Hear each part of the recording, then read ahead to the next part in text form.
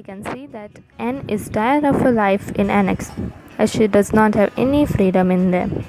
She is happy at least their helpers are free.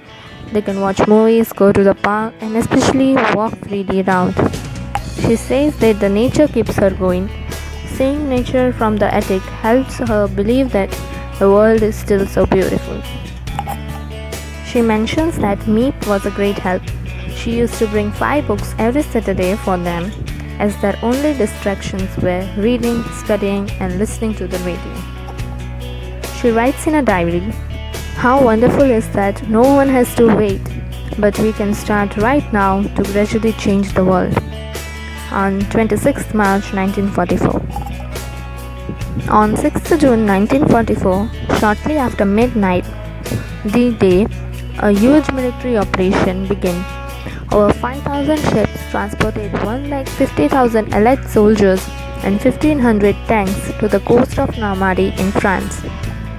Hearing this news on radio gave a lot of relief to the people in Annex, as they will be soon set free. Anne was so excited to go out of the annex, and she thinks that by September she would be able to go to school and meet her friends again.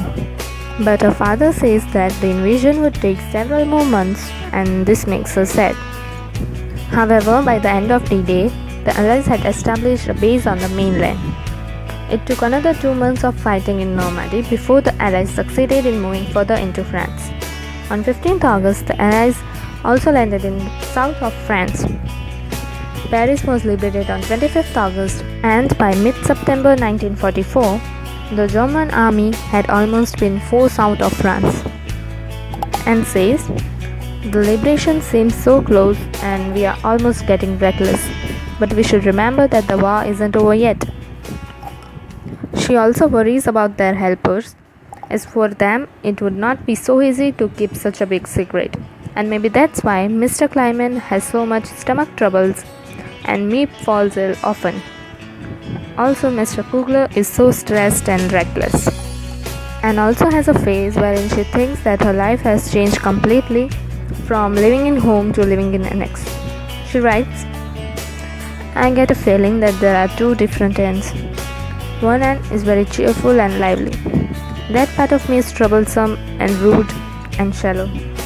But the other end is very she can talk about deep stuff. She's more serious and calmer. That second end who's actually very calmer and prettier and more profound. No one really gets to see her. It's hard that they don't know who I really am.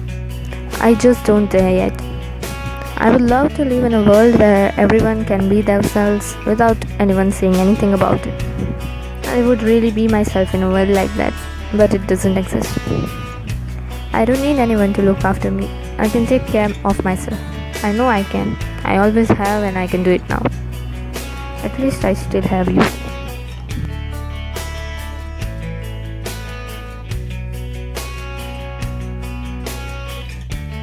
So that's it. See you soon in the next one. Till then, like this video, share it with your friends and family, comment down below your views, and do subscribe if you haven't already.